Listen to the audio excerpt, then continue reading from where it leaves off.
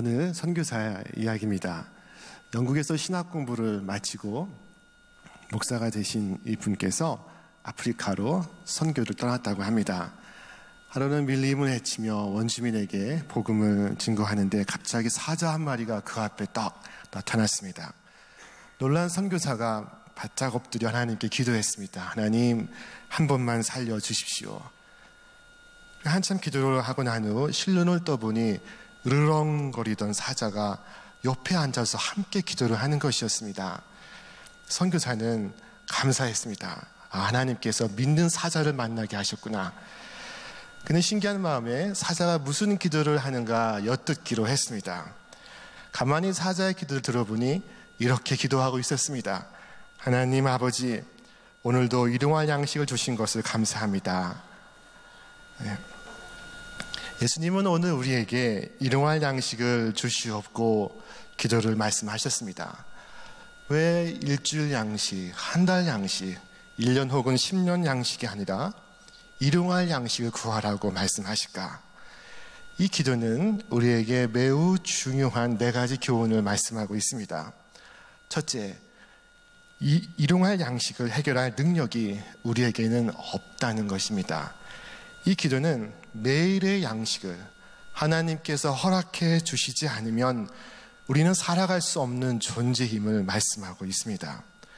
설사 내가 농사를 짓는 농부라 하여도 내가 쌀을 만들어낼 수 있는 것이 아닙니다.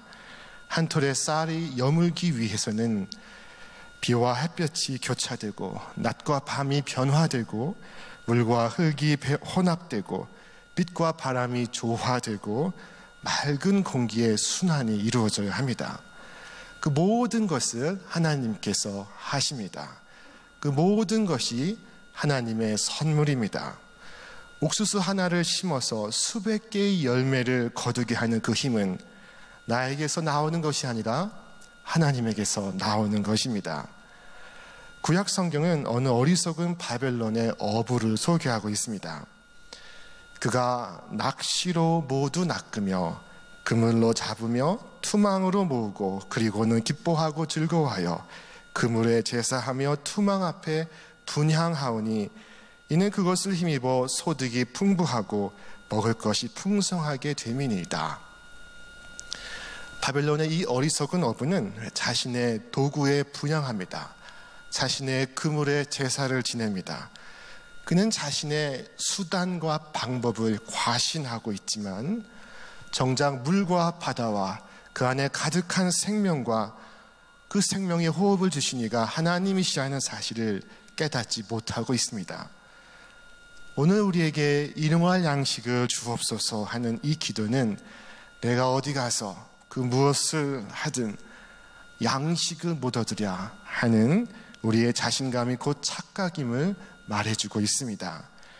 오늘 많은 사람들이 자기 양식을 스스로 해결하며 살아가고 있다고 믿고 있습니다.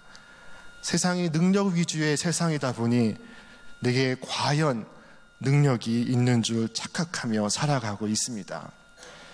그렇게 하루하루의 삶이 자신의 능력으로 유지되어 가는 줄 알고 있지만 사실은 단 하루만이라도 하나님께서 고개를 돌리시면 단 한순간만이라도 하나님이 나를 향하여 손을 펴시지 아니하시면 나는 하루의 양식을 해결할 조차도 그리고 내 몸을 기동할 수 있는 것조차도 할 수가 없습니다.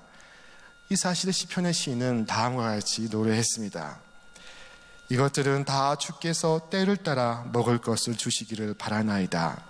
주께서 주신즉 그들이 받으며 주께서 손을 펴신즉 그들이 좋은 것으로 만족하다가 주께서 낯을 숨기신즉 그들이 떨고 주께서 그들의 호흡을 거두신즉 그들이 죽어 먼지로 돌아가나이다.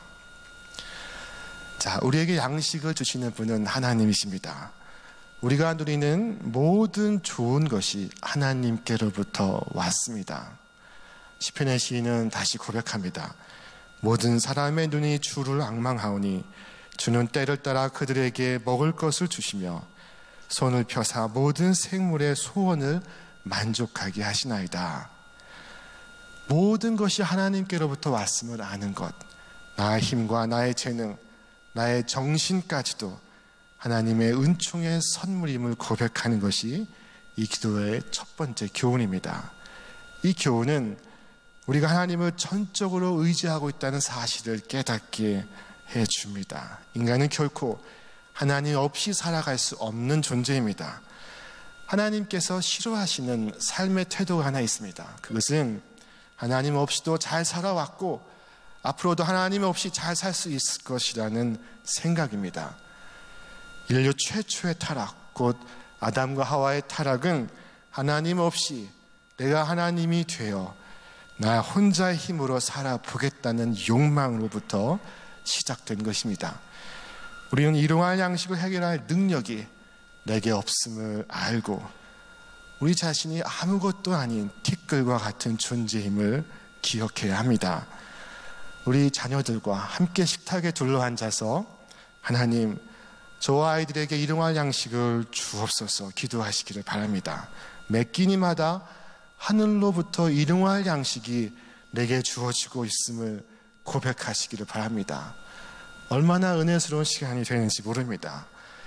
밥상머리에 둘러앉아 기도하는 그 시간은 우리 삶의 가장 작은 필요조차 하나님께 전적으로 의존하며 살아가야 하는 존재가 바로 나 자신임을 깨닫는 시간입니다.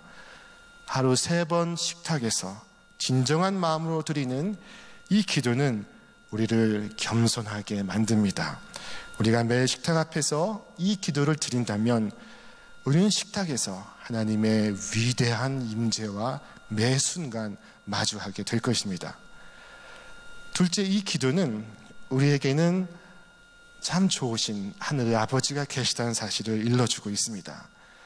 하늘의 하나님은 가장 좋은 것으로 우리 삶을 채워주시기를 원하시는 좋으신 아버지이십니다.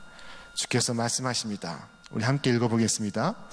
공중의 새를 보라. 심지도 않고 거두지도 않고 창고에 모아들이지도 아니하되 너희 하늘 아버지께서 기르시나니 너희는 이것들보다 귀하지 아니하냐.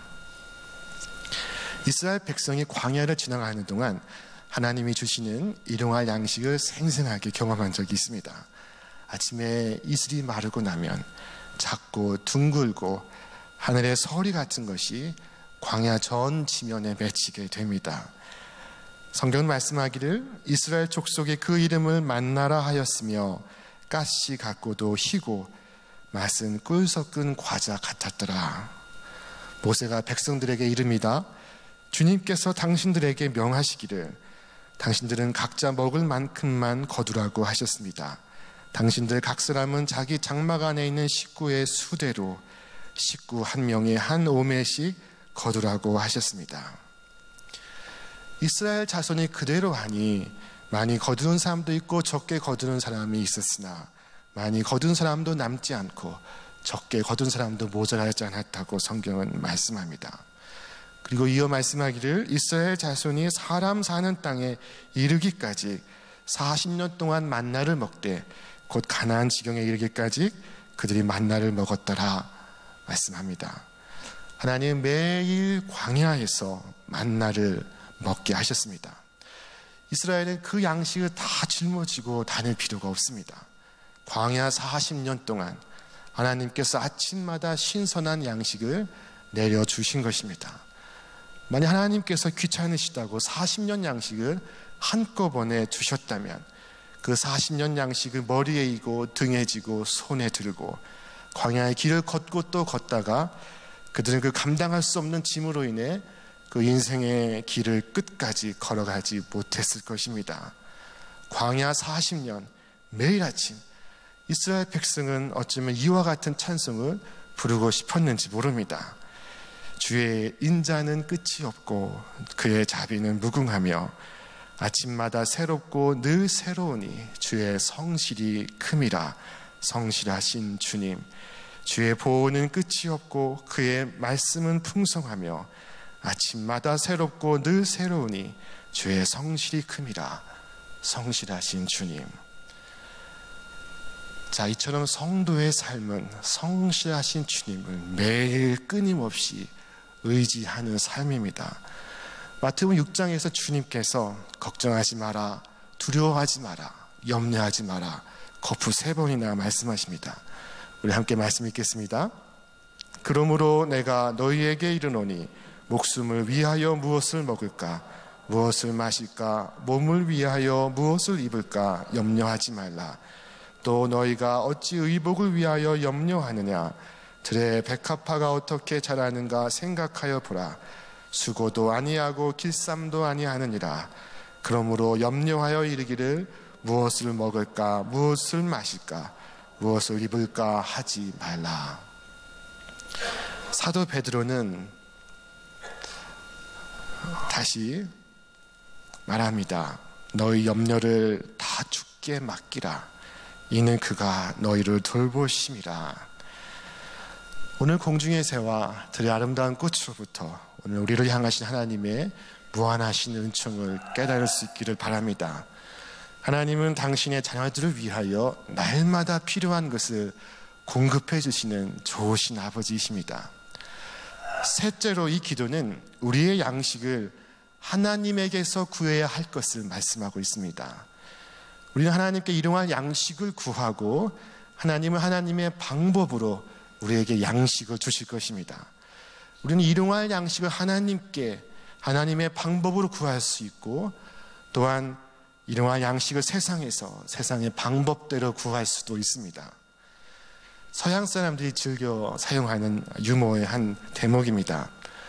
어떤 버터회사 사장이 007 가방에 현금을 가득 채워서 교황을 방문하고자 청원했습니다. 교황을 만나 부탁하기를 주기도문 중에서 일용할 빵 데일리 브레드에다 버터를 첨가시켜달라고 부탁을 했습니다. 교황은 난색을 표하며 거절했습니다. 주께서 직접 정하신 것으로 손댈 수 없는 것이라고 말했습니다.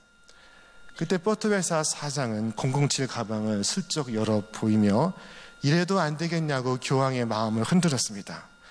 그러나 교황이 허락할 수가 없었습니다. 버터회사 사장은 크게 실망하면서 문으로 나가던 중 돌아서서 조심스럽게 물었습니다. 교황이시여, 한 가지만 여쭙겠습니다. 그러면 빵 공장 사장은 얼마를 가져왔던 것인가요? 우리가 교회에서는 하나님의 방법을 이야기하지만 정작 세상에 나가서는 하나님의 방법과는 전혀 상관없는 세상의 방법으로 양식을 구하는 수가 많습니다. 그러나 우리가 알아야 할 중요한 사실은 일용할 양식을 하나님께 구해야 한다는 것입니다. 하나님은 하나님의 방법으로 우리에게 주실 것입니다.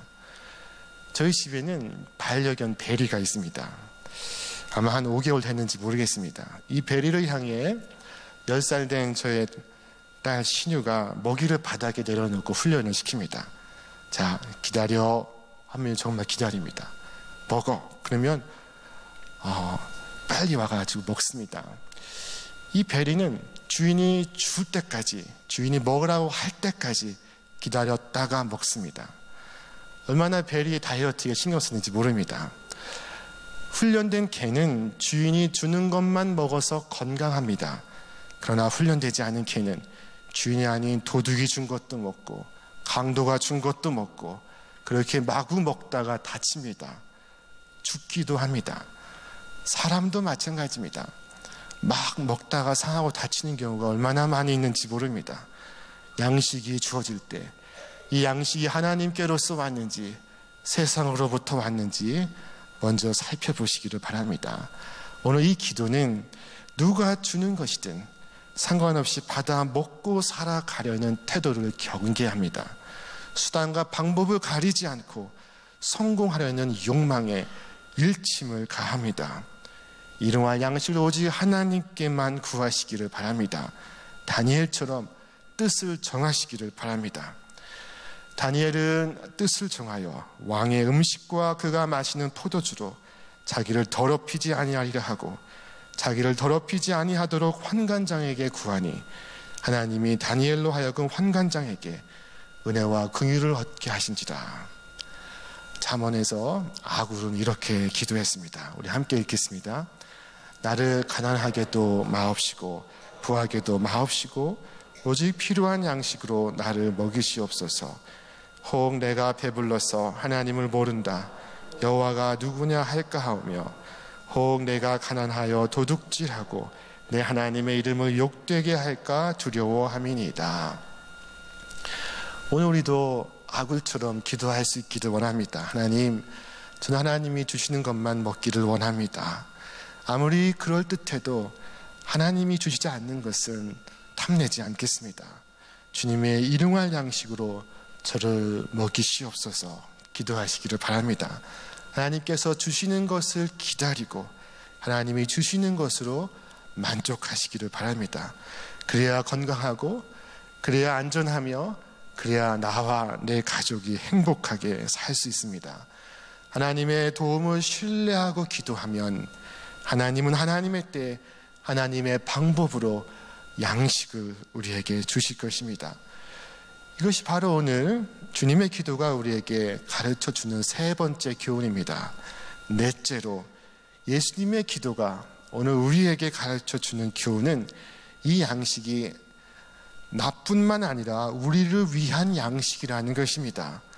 주님은 일용할 양식을 구하라 말씀하시면서 나에게라고 말씀하지 않으시고 우리에게라고 말씀하셨습니다. 오늘 우리에게 일용할 양식을 주옵시고 나만을 위한 것이 아니라 우리를 위한 양식을 구하라는 말씀입니다. 그 결과 우리가 받은 양식은 나를 위한 것만 있는 것이 아닙니다. 거기에는 남의 양식도 포함되어 있습니다. 내가 일용하고 혹 남는 양식이 있다면 그것은 남을 위한 양식이 아닐까 생각해 보시길 바랍니다. 하나님은 이스라엘 백성들이 광야 생활을 할 때 매일 만나와 메추라기를 내리시고 그것을 먹게 하셨습니다. 매일 이스라엘 백성은 만나와 메추라기를 거두어 생활할 수 있었습니다. 그러나 그때에도 하나님의 기준은 일용할 양식이었습니다. 그들이 지켜야 할 규칙은 하루 먹을 양식만 거두는 것입니다. 만약 이틀치를 거두어 쌓아두면 영락없이 그 쌓은 것에서 악취가 나고 벌레가 나고 썩어가기 시작했습니다. 욕심 때문에 필요 이상 거둔 것은 썩는다 하는 것은 매우 중요한 사실입니다. 그것은 필요 이상으로 쌓아진 재물은 기필코 부패한다는 것입니다. 부정하게 번 돈만 썩는 것이 아닙니다. 정당하게 벌었어도 지나치게 욕심으로 모아놓은 것은 썩습니다. 가능한 많은 것을 비축하려는 이 욕구의 뿌리에는 하나님이 굳이 필요하지 않는 삶을 탐하는 욕망이 숨겨 있습니다. 오늘 일용할 양식을 주옵시고 하는 이 기도는 나의 것을 이웃과 나누게 하옵소서 하는 의미가 담겨 있습니다. 이 기도가 어려운 기도입니다. 벳세다 광야에서 사람들이 굶주리고 있을 때 예수님과 함께 있던 이들은 예수님께 나와 이 사람들을 어서 돌려보내야 한다고 예수님께 고했습니다. 우리 함께 말씀 읽겠습니다. 저녁이 되매 제자들이 나와 이르되 이곳은 빈돌이요 때도 이미 저물었으니 무리를 보내어 마을에 들어가 먹을 것을 사 먹게 하소서. 당시 광야에는 여자와 어린아이를 제외하고도 5,000명이 모여 있었습니다. 제자들에겐 그만한 사람들을 먹일 떡이 없었습니다. 예수님도 그것을 모르실 리 없었습니다. 그러나 예수님께서 제자들에게 하신 말씀은 이것입니다. 너희가 먹을 것을 주어라. 주님은 양식을 베풀어 주실 것입니다. 그것은 주께서 하실 일입니다. 그러나 주님은 너희가 해야 할 일이 있음을 말씀하고 있습니다. 그리고 너희가 할 일을 하라고 명하고 계십니다. 영국의 조지 뮬러라는 사람이 살았습니다. 이 사람은 본래 독일 사람으로 할레 대학을 졸업을 하고 영국의 선교사로 건너갔습니다. 이 조지 뮬러는 전후 고아들의 참상을 보고 잠을 이룰 수가 없었습니다.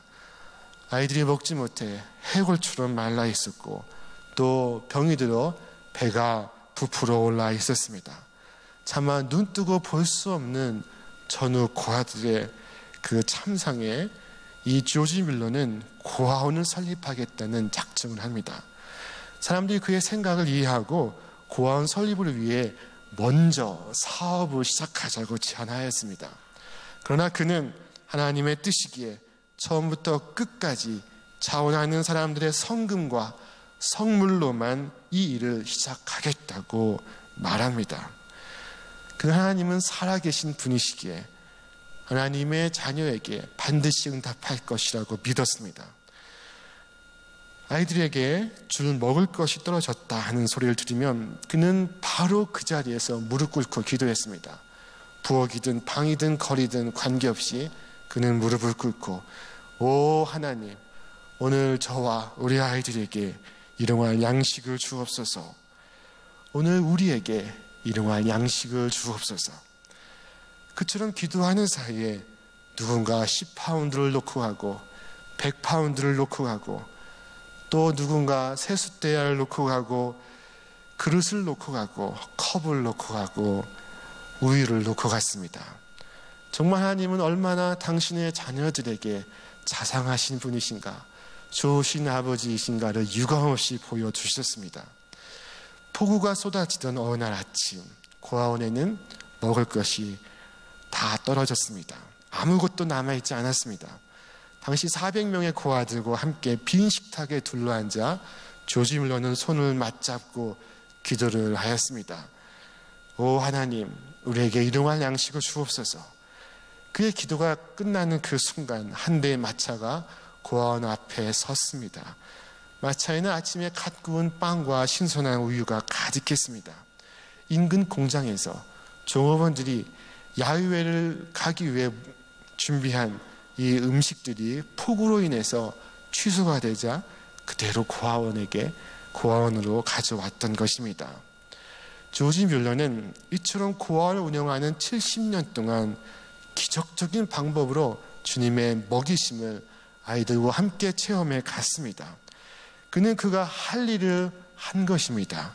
그리고 하나님께서는 그를 통해 하나님께서 하실 일을 하신 것입니다.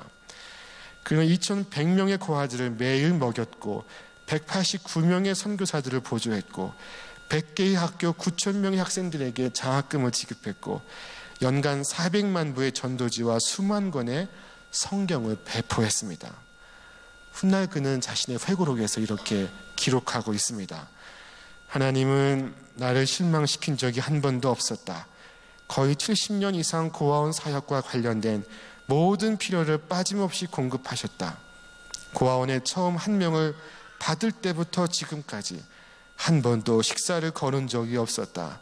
손에 동전 한 입 없이 하루를 시작한 날이 수백 번이었지만 우리 아버지께서는 실제로 필요한 순간에 공급해 주셨다. 건강에 좋지 않은 음식을 먹인 적도 없었다. 나는 내 스스로 적어도 이렇게 말할 수 있다. 나의 주님은 다함이 없으시다. 그분은 다 채워주신다. 오늘날 전 세계의 비만 인구가 영양실조로 고통받는 인구를 추월했다고 말합니다. 몇 년 전에 국제적십자연맹이 세계재난보고서를 발표했는데 전 세계인 가운데 15억 명이 비만으로 고민하는 반면에 10억 명은 영양실조로 고통받고 있다는 것입니다.